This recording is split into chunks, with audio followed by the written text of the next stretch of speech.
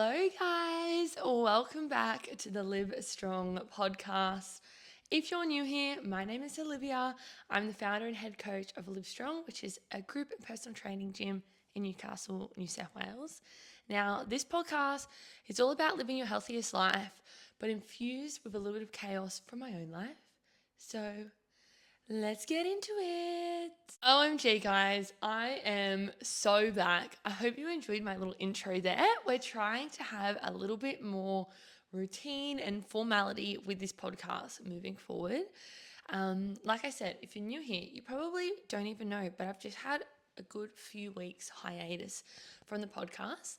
I've done 30 podcasts thus far, and that was 30 weeks back to back, one a week, which in hindsight, actually is a lot of podcasts, really, when you think about it. So pretty proud of myself for, being so consistent for that first chunk of the podcast. But I was definitely finding that I was losing sort of motivation and inspiration, which wasn't what I wanted for this podcast. This podcast is meant to be a bit of fun, a great way to connect with my clients I already have and potentially future clients, but also spread a bit of positive energy and positive information out there as well. But I can't really do that if I'm not really feeling inspired. And yeah, I almost felt like I didn't want to, I was recording stuff and then I was like, I don't know if I want to share it because I didn't really feel like it was sort of meeting the benchmark that I sort of set for myself in most areas of my life. So yeah, I've had a break.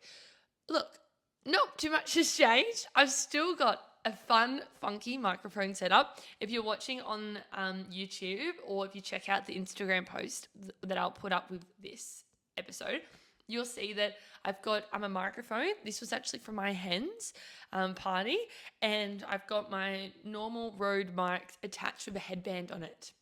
Yes, we are still makeshifting this shit. And then I wanted to buy a camera to record it properly, visually and stuff, but the camera I want is sold out everywhere and it has not come back in stock. So we're just waiting on the camera, and then I'll work out what mics I can use with that camera. It's all an evolving process, guys. But we are back. I do have a bit more formality. So we're going to be starting after my really good intro I just did. We're going to be starting with my highs and my lows from the last week. But also it's been the last few weeks. So we've got a bit to catch up on, but we're not going to do too much catching up on. So let's get into it. So my high from the past 2 weeks was definitely completing High Rocks. Now next week's episode is going to be a full High Rocks recap with Phoebe, who I did High Rocks with. But we did that, I think it was 3 weeks, nearly, I think this Sunday will be 3 weeks ago. So it's been a little bit now, but was such a good experience. It has definitely put some motivation in me post High Rocks. I feel, a sort of newfound inspiration for my own training, which has been really nice these past few weeks past High Rocks. But that was definitely a big, big win that I'm going to share more with you guys next week about in detail. Also, there's been one other huge win in my friend circle in the past few weeks, but it hasn't been common knowledge yet, but they might be listening, and that's also a huge win in my life at the moment, so slay. And then my win and my loss, I forget what I called it already, whatever, the you know what I mean. The shit part of the week is that Phoebe has left me on holidays. So we did High Rocks together, and then she flew out on holidays the next day for 2.5 weeks. So I've missed my little sidekick at work and at life. So missed her, and I've had to be doing her job at work, which has meant that I had to do more work. So that's been my boo-boo, but she's actually back today, so I'm excited to talk to her today. But yeah, so my win and my loss, both about Febbles, really. But there's obviously been a lot more happening in the past few weeks, guys, and I can't really remember, but we're not going to get into it too much. Next thing, my recommendation for the week. Now, this is a very Olivia-coded recommendation, but I'm a big dessert queen, okay? I always need to have dessert before I go to bed. I've always been like this. Even when I did my bodybuilding show, always had a sweetie treaty before I went to bed because it makes me happy. And you know what? Life's about being happy, guys. But at the moment, my obsession, random, those what are those hot chocolates that are sugar-free? The one starting with a J, Jana or Jara, something like that. Hot chocolate, hey? Sugar-free hot chocolate. Yum. Just with hot water. I don't put milk in mine because they already have like the milk contents in them that gives them sort of like a creamy vibe. I think they're chocolatey as hell and fine. But then marshmallows. Guys, I forgot about marshmallows. Has anyone like forgot that marshmallows exist? Every night, marshmallows in my hot chocolate. And the trick is, don't put them all in at the beginning because I feel like all of the sugar from the from the marshmallow like creates like a top layer on your hot chocolate, and then it can't cool down, and then I burn my mouth. So you got to put one in at a time. You put one in, you sip your hot chocolate, you eat the marshmallow and it's all gooey, and then you put your next one in. So if you're looking for a sweet treaty, you should definitely try hot chocolate and marshmallows. OMG.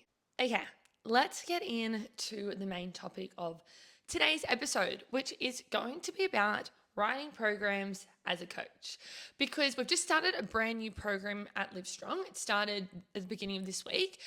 We've called it the Performance Program. We've given it a special name, and it is a slightly different program than we have done traditionally in our group setting at Livestrong, because we're incorporating more cardio into the whole week. So we're incorporating a bit of cardio at the end of every strength workout, which is a bit different.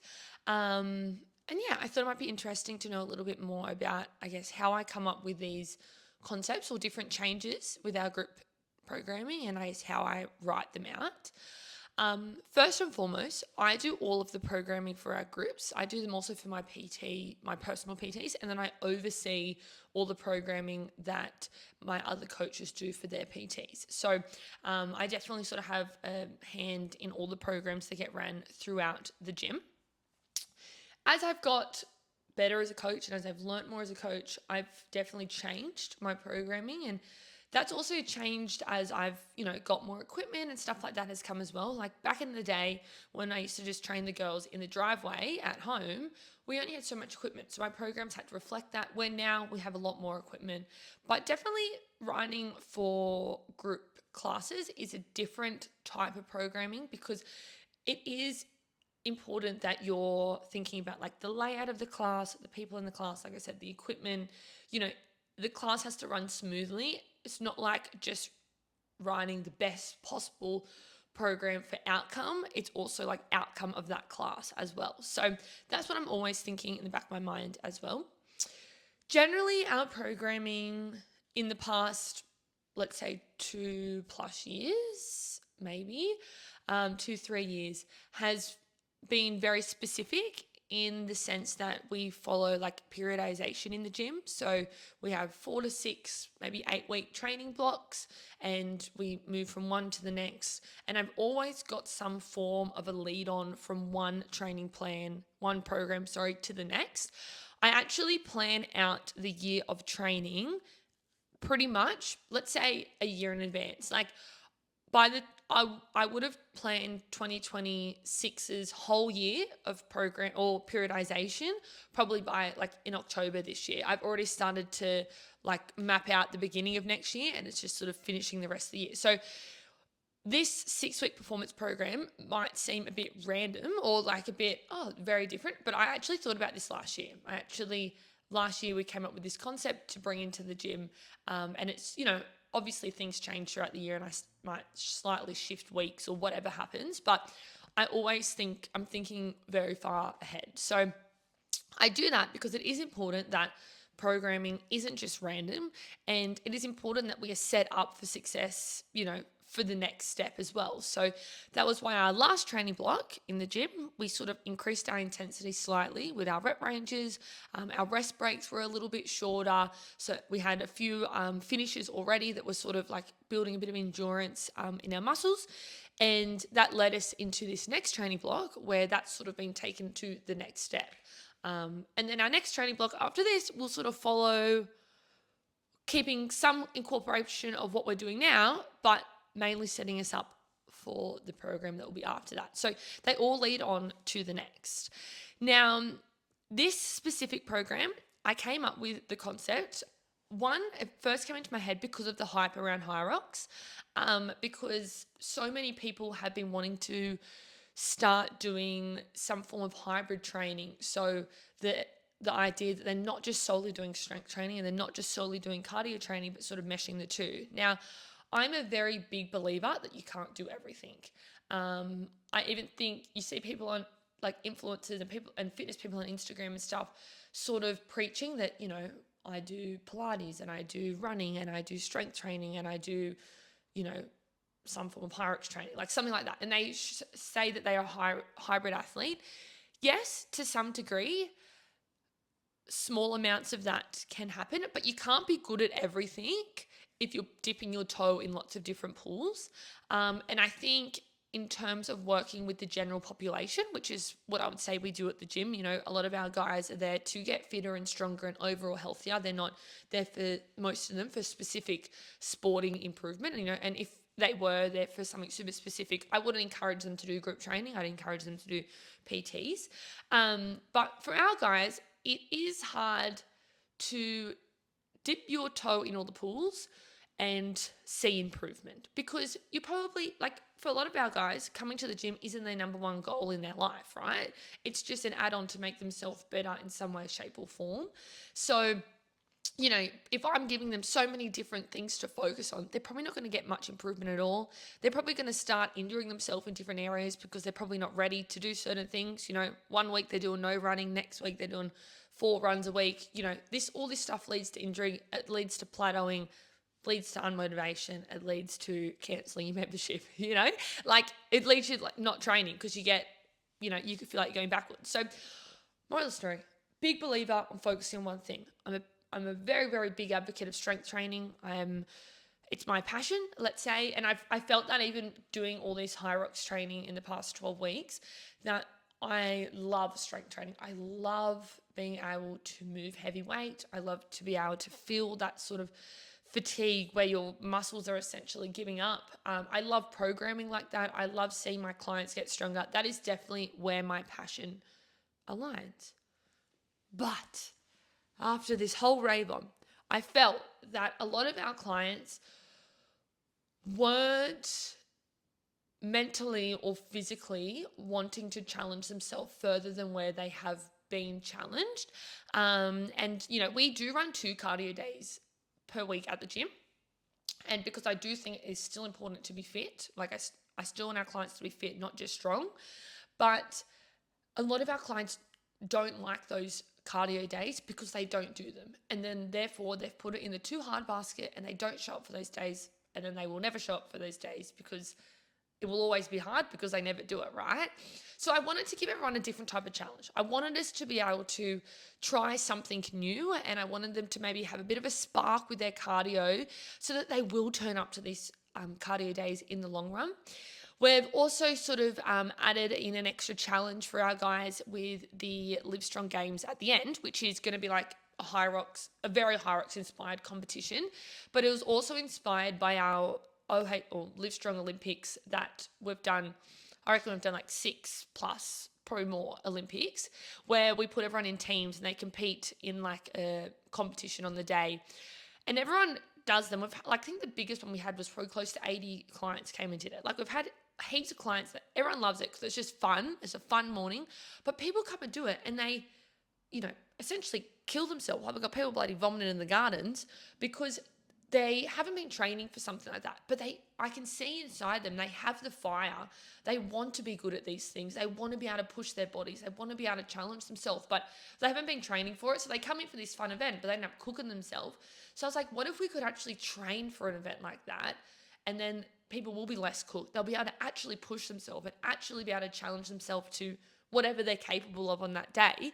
And that's how I sort of thought of the Livestrong Games. And the program has sort of been reflecting for that. So in short, or in long, obviously, because that was a long explanation, but I guess I'm always thinking forward for our programming, and I am always trying to think of ways to challenge our clients, but always keeping in mind them getting actual physical results, because if I had them doing different things all the time, it wouldn't they wouldn't get results. So that's why our programs lead from one block to the next. And like I said, I get thought of in advance about those things as well. I always want our clients to be strong, but I also want them to be able to have some form of fitness in them as well, because it's important to be a capable human. Being capable is an amazing feeling. So that's sort of like, I guess, how I write them. In terms of like exercise selection and stuff like that, again, it could be like this program is specific to what the Livestrong Games are going to be about at the end. So like I've thought about that. I've also thought about variety. It's important to have variety in your training, not doing the same lifts all the time. Yeah, and I've got to think about like coaching. Like it's going to be, we've got to be able to coach the class to do these things. So if I'm, if I was putting in like big Olympic lifts, this training block, when we haven't done any preparation for Olympic lifts, we'd have 180 clients all not knowing what they're doing. And it's probably not going to be the safest way for us to, for our clients to get results and to be able to train hard, because, like I said, group setting is different to one-on-one PTs. Like I have to be thinking about, okay, we've done this before. Majority of people will know how to do this. I'm not going to throw them heaps of new lifts. Like one of the lifts, this training block that they did in the first upper body day, we're doing like a sumo squat or sumo deadlift into like a high pull, upright row, whatever you want to call it, which we don't do very often. I reckon maybe 40% of the gym have done it, where 60% of the gym probably haven't done it before. So I have to make sure that we have to have a certain amount of focus for our clients on that lift, on that day. But the rest of the lifts for that day were exercises, are focus lifts that they know how to do. The single arm landmine press and a pull up, stuff that pretty much everyone in the gym has done before, unless obviously they're very new. Because mental fatigue is a thing as well in the gym. So I think about that. Obviously the equipment that we're using, the outcome that we want for the session and stuff like that. So hopefully that sort of makes sense, and maybe a little bit interesting for you guys to think that more goes into detail than just putting random exercises together. I think probably the most interesting thing is that I do plan it so far in advance. Like I've already planned out when like our next 8-week, not our next one, our first one of 2026, our next 8-week lifestyle transformation will be, because I definitely base things around where those are going to hit as well, because there's important preparation that's needed for those. And I think you guys as clients probably don't even realize that that's why you're doing a certain lift, but it's important for me for you guys to be ready to progress to the next thing. Whether you realize that or not doesn't really matter, because your body knows that, will know whether it's prepared to do a certain new training block or not. It's not just random. And I do think it's cool that I write the programs, because yes, like obviously a lot of gyms do write programs, but a lot of gyms don't write their own programs. Like a lot of franchises, I think nearly all franchises, their programming is done by the franchise, because you obviously have to stay within the scope of whatever that gym is trying to give out. You can't be doing willy-nilly under a different name, under the same name.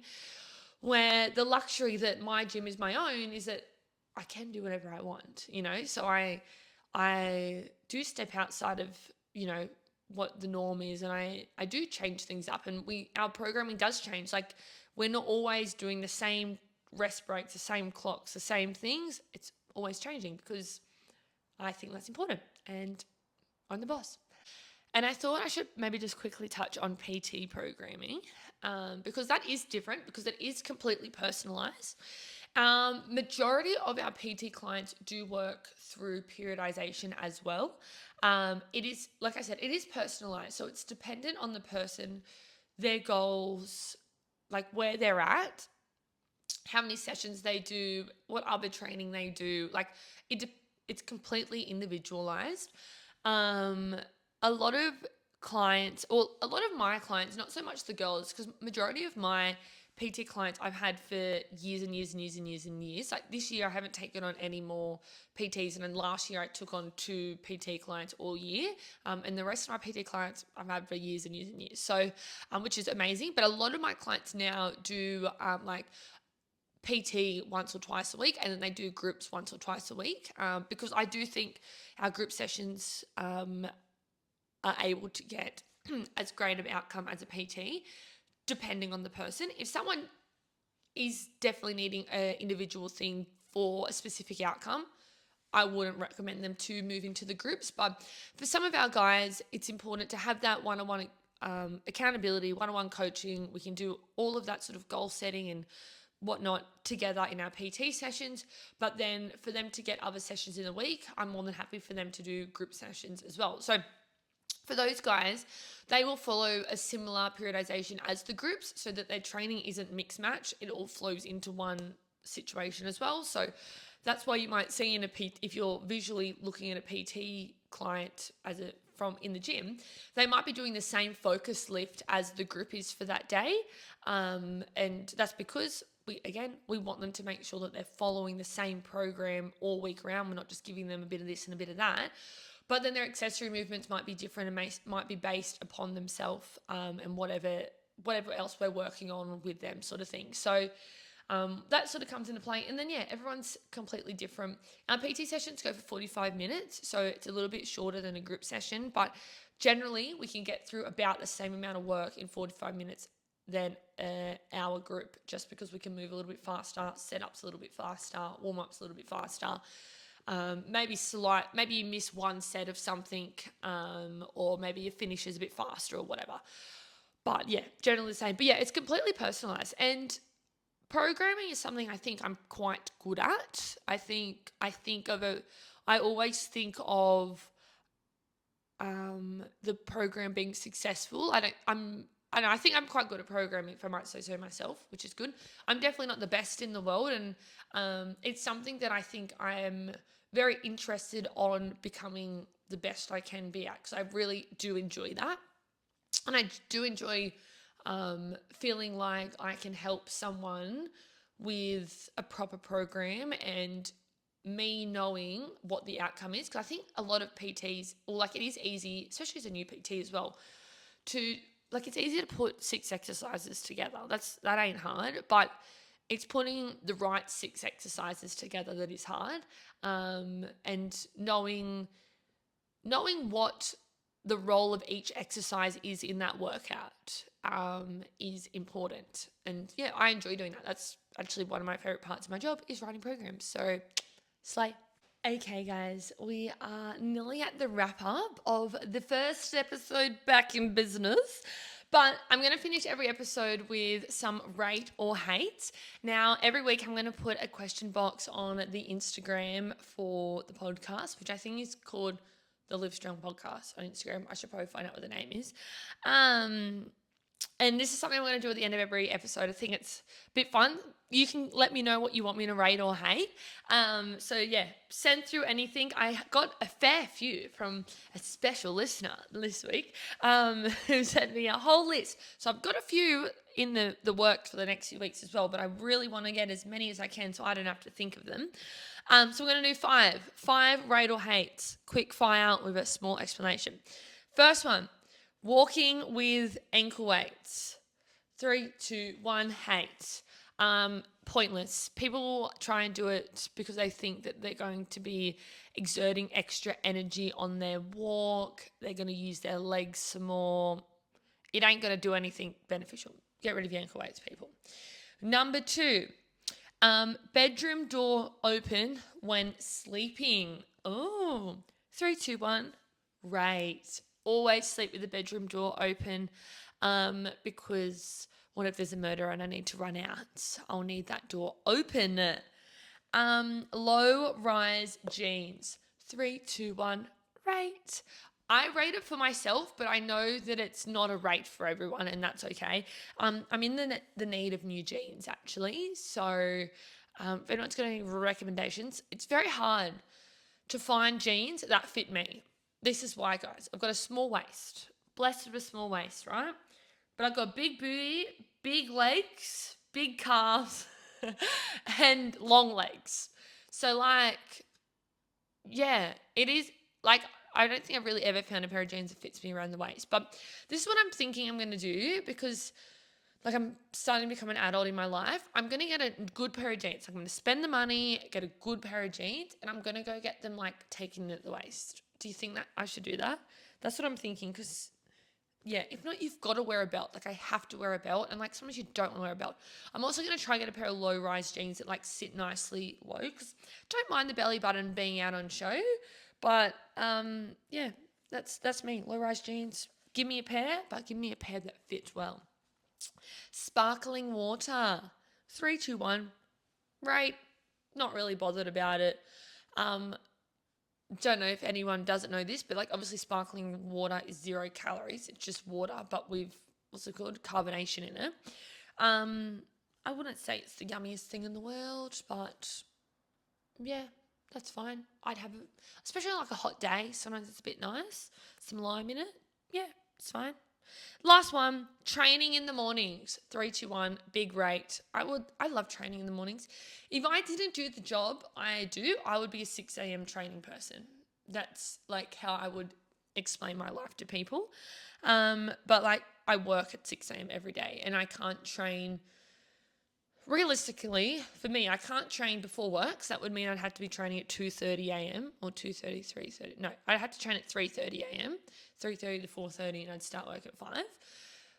My other option would be to train at 8 to 9, which is my gap between classes. But like, it's not practical for me to work 3 hours and then train straight away, because I will have a shit session. Like, as always, you need to be mentally prepared. You need to have fuel. Like, I finish work, I'm not going to train straight away, and I'd be in a rush because then the next class starts at 9:30. So sometimes I do train at 10:30 after the 9:30 class, which generally is fine. I might have like a little muesli bar or something, just as the 9:30 class is wrapping up, and then train straight away. So that's my morning session, 10:30. But for me, it actually sort of works better to train before I start work in the arvo, because I have more food in me. If not, if I train at 10:30, I've only had breakfast and then that muesli bar. But for most people, you're like, oh yeah, that's fine. It's only 10:30, but I've been up since 4. So like I've already worked 6.5, I've been living for 6.5 hours. So then it's, yeah, I'm a bit like down on food, and I still probably won't have the best workout ever. So anyway, training in the mornings is a slay, but not for me, generally. Bugger. Anyway, guys, this is our first episode back, all done. I hope you have enjoyed a bit more of a layout. I'm going to try and keep it the same every week. Intro, how the week was, recommendation, the topic, rate or hate, the end. So new topics every week. Next week we have Phoebes on, and we're doing High Rocks recap, which I think a lot of people will be interested about. And then, yeah, I've got 10 episodes back to back ready to go. Well, not ready to go, but like ideas ready to go. One day we'll have a new camera, but please make sure that you like it. If you're watching on YouTube, like it, maybe even share it on your story, like the Instagram post, try give the podcast a little bit of love, because yeah, I like doing it, and obviously I want people to listen to it. But hopefully this has been a slightly interesting episode for us all. But yes, have a beautiful week, guys. Live over and out. Mwah.